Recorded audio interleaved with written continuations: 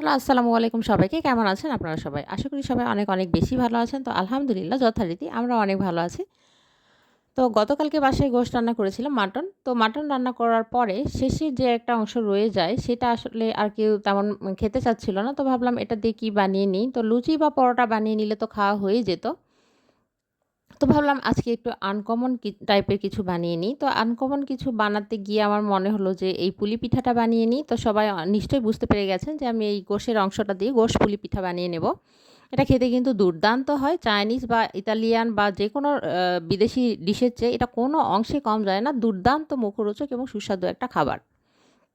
যারা খেয়েছেন তারা তো জানেনই। আর যারা খাননি তারা দেখে নিতে পারেন আজকের আমার এই প্রসেসটি। আর অবশ্যই বাসায় একবার বানিয়ে ট্রাই করে দেখতে পারেন কীরকম সুস্বাদু আর মুখরোচক হয় এই আজকের পুলি পিঠাটি।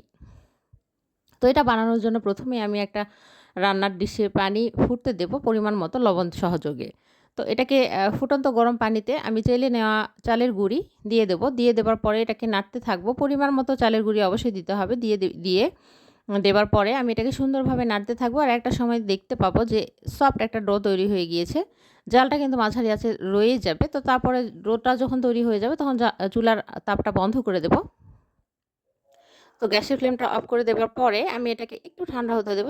ঠান্ডা হতে দেবার পরে যে হাত দিয়ে সুন্দর করে একদম মথে নিতে হবে। অনেকক্ষণ ধরে, বেশ কিছুক্ষণ ধরে। যত মথে নিব তত সফট একটা সুন্দর ডো হবে এরকম। তো ডোটা হওয়ার পরে আমি বেশ বড় একটা রুটি বানিয়ে নেব। অনেক বড় সাইজের একটা রুটিটা বানিয়ে নেবার পরে আমি একটা গ্লাস দিয়ে সুন্দর করে কেটে নিলাম। দেখতেই পেয়েছিলেন। তো কেটে নেবার পরে এই যে একটা গোল, গোল এই অংশগুলো হলো এটাতে আমি সেই আ গোশগুলো ভরিয়ে ঝুরা গোশগুলো ভরিয়ে একদম মুড়িয়ে নিয়ে এই পুলি পিঠাটি বানিয়ে নেব। দেখতেই পাচ্ছেন আমি সুন্দর করে হাত দিয়ে এরকম ঘুরিয়ে একটা পকেটের মতো বানিয়ে নিলাম।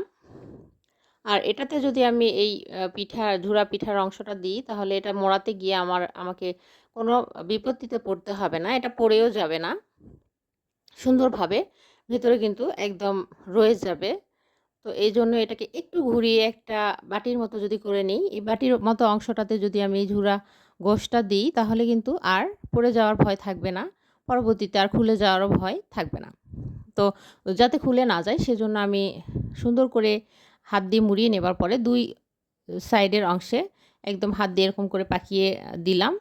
যাতে করে ২ মাথাটা আর খুলে যাওয়ার ভয় না থাকে। এটা কিন্তু সহজেই খোলে না। আপনি যদি দুধপুলি পিঠাও বানান, এভাবে করে বানিয়ে নিলে কিন্তু একদম খোলে না। খুব সুন্দরভাবে একই রকম রয়ে যায়। তো এভাবে আমি সবগুলো পিঠা বানিয়ে নিলাম। অনেক পিঠাতে আবার অনেক বেশি চর্বিযুক্ত হয় তো, এজন্য পিঠাগুলো আমার একদম কোনো পিঠাতে দেখা গেছে যে চর্বি লেগেছিল। তো সমস্যা নেই, ভাজার পরে একদম ক্লিয়ার হয়ে গিয়েছিল। এই যে ভেজে আমি তুলে নিলাম। ভাজা হয়ে গেছে। খুব বেশি ক্রিসপি যারা খেতে চান তারা ক্রিসপি একটু বানাবেন। আর যারা ক্রিসপি একটু নরম খেতে চান তারা একটু ভেজে নিলেই কাঁচা ভাবটা চলে গেলেই ব্যাস হয়ে যাবে। আজকে পিঠাটা কিন্তু রেডি হয়ে গেছে। কেমন লেগেছে অবশ্যই জানাবেন। আজকের মতো এ পর্যন্ত। আল্লাহ হাফেজ সবাইকে। ভালো থাকবেন সবাই। শুভরাত্রি।